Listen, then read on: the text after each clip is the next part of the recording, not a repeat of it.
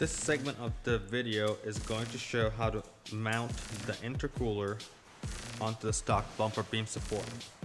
The first thing we're going to do is we're going to remove the stock bumper beam support by removing the 3 bolts on that side and on that side through the access holes. They are 12mm bolts. We'll remove them, and that will remove the front bumper support from the vehicle. Once the bumper support assembly has been removed, the next thing we're going to do is we're going to relocate the outside air temperature sensor. Here is the outside air temperature sensor. It's attached to the AC condenser using a 10mm bolt and 2 plastic clips. Remove the sensor from the bracket, and then we're going to zip tie it.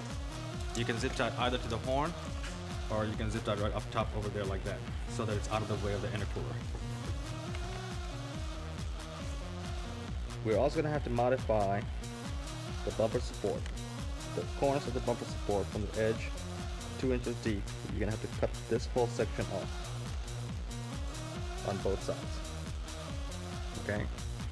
And you're going to use the spacer supply and the bolt supply that will go in between the bumper support and the chassis.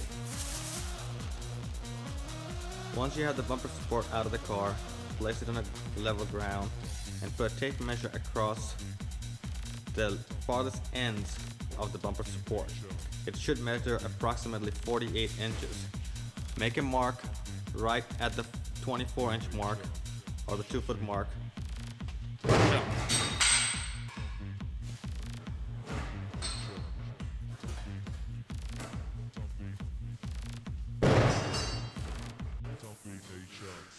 Make a mark on both sides of the center mark, 9.5 inches apart approximately, there and there. That's going to be your guide marks for where the intercooler tabs are going to be mounted using the self-tapping screws. Once you have mounted the intercooler on the bumper support, it's exactly what it's going to look like. You're going to use those marks that you made earlier to align the intercooler, and use the self-tapping screw supplied and mount the intercooler flush over here with the bumper support.